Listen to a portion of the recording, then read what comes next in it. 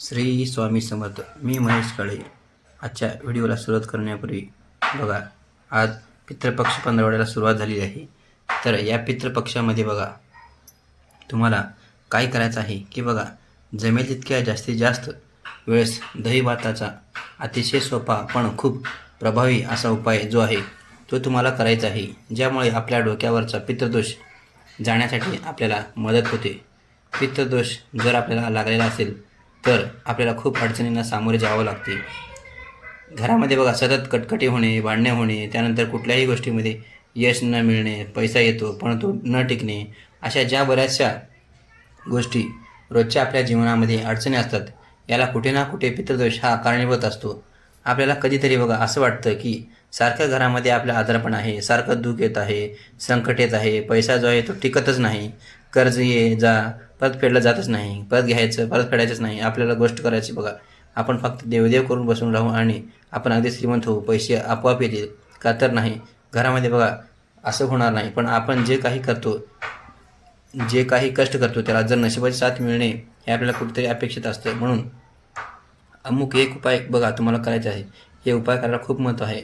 पितृपक्षामध्ये बघा तुम्हाला जमेल तितक्या जास्तीत जास्त वेळेस किंवा जमण्यास बघा रोज तुम्हाला दही भाताचा हा जो उपाय आहे तो करायचा आहे. पितृपक्षामध्ये बघा रोज दही भात एके ठिकाणी तुम्हाला ठेवायचं आहे, ज्यामुळे बघा आपले पितृ आपल्यावरती प्रसन्न होतात आणि त्यामुळे बघा आपल्या आयुष्यामध्ये भरपूर प्रगती करत असतो.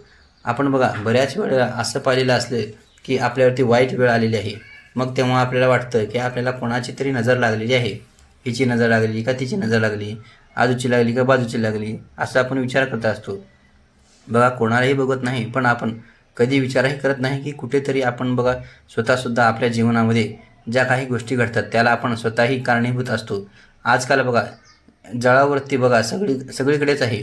मान्य आहे की ठीक आहे बघा, कोणाला कोणाचं चांगलं झालेलं सहन होत नाही, पण बघा कुठेतरी आपण काही गोष्टी करायला जो आहे ना तो कंटाळा करतो. बघा आपण बघा ह्या गोष्टीवरती विश्वास ठेवत नाही, पण बघा हा पितृ पंधरवड्यात जो आहे ना तो खूप महत्त्वाचा आहे. अगदी बघा सगळ्यांना मी तुम्हाला सांगतो की बघा या पितृपक्षामध्ये पंधरवड्यामध्ये जमेल तितके उपाय तुम्ही करण्याचा प्रयत्न करा. हे मी तुम्हाला बघा बऱ्याचशा व्हिडिओमधून सांगितलेलं आहे.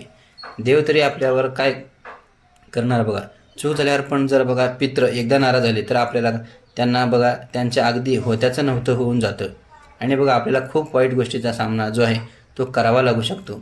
ते बघा आपलेच पूर्वज आहेत, ते एवढं वाईट शाप आपल्याला कशाला देतील, कशाला? बघा आपण त्यांच्यामुळेच आपण आहोत हे आपण विसरून जातो आणि बघा त्यांच्यासाठी काही गोष्टी करण्याचा सुद्धा आणि विसरून जातो आणि बघा त्यांच्यामुळे ते नाराज होतात.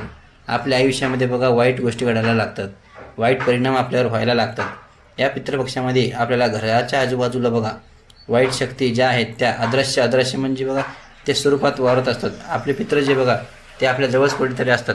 तर त्यामुळे बघा त्यांच्यासाठी अशा काही गोष्टी करायच्या आहेत की जेणेकरून आपल्याला ते आशीर्वाद देतील आणि बघा आनंदी होतील आणि आपल्याला भरभरून ते आशीर्वाद देऊन जातील. आपण बघा पाहिलंच असेल की बऱ्याचशा ठिकाणी बघा आपल्याला वाटतं की आपले जे पूर्वीचे लोक आहेत त्यांच्या प्रॉपर्टीचा हिस्सा आपल्याला मिळायलाच पाहिजे. आपण भांडत असतो, सगळ्या गोष्टी बघा आपल्याला मिळत असतात, पण बघा अगदी ज्या पित्रासाठी काही गोष्टी करायच्या असतात तर त्या आपण विसरून जातो.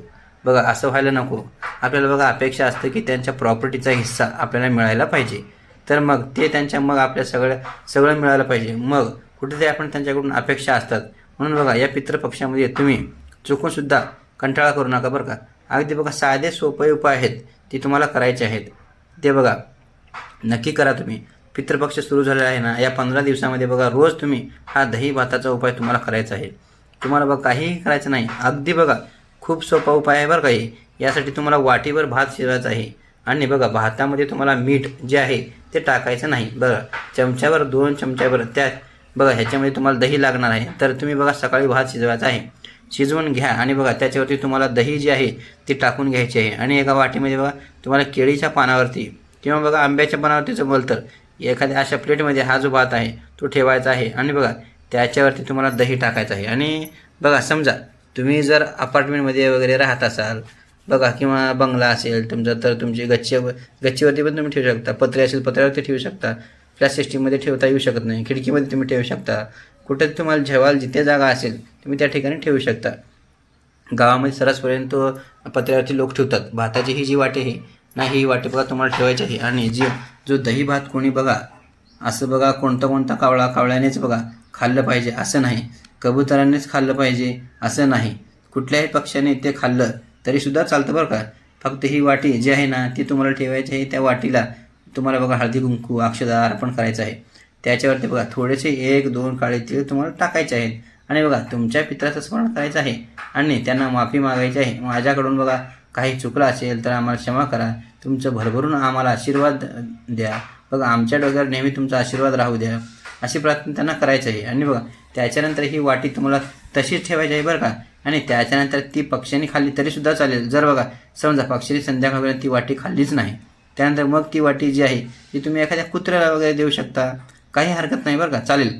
बघा जर दही भात तुम्ही ठेवलेला जर एखाद्या पक्ष्याने वगैरे खाल्लं तर तुम्ही समजा की तुमचे पित्र आहेत तर ते कुठल्या तरी गोष्टीने थोडेफार नाराज असतील, पण त्यांनी तुम्हाला माफ केलेलं आहे, त्यांनी तुम्हाला दाखवलेलं नैवेद्य ते त्यांनी ग्रहण केलेलं आहे. पण बघा समजा तुम्ही दाखवलेलं आहे दही भात, पण त्याला बघा पक्ष्याने सुद्धा तोंड लावलेलं नाही आणि कुत्र्याने सुद्धा तोंड लावलेलं नाही, तर बघा तुम्ही कुठेतरी बाहेर ठेवलं तर कोणीही प्राण्याने ते खाल्लेलं नसेल तर बघा समजा की तुमचे पित्र तुमच्यावरती भयंकर नाराज आहेत आणि बघा त्याच्यासाठी तुम्हाला हा उपाय रोज करायचा आहे.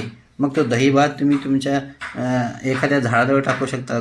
परत बघा दुसऱ्या दिवशी नवीन आणि बघा तुम्हाला तुमच्या पित्रांना प्रार्थना करायची आहे आणि बघा अगदी नतमस्तक होऊन घास तुम्हाला त्यांची माफी जी आहे ती मागायची आहे. आणि बघा रोज हा उपाय जो आहे तो तुम्हाला करायचा आहे.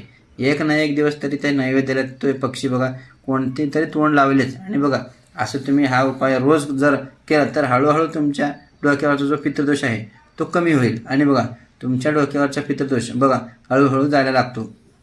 घरामध्ये बघा सुखाचं वातावरण यायला लागतं. रोजच्या घरातल्या बघा कटकटी भांडणं जी होतात ती बघा दूर होतात. मुलांची प्रगती व्हायला लागेल.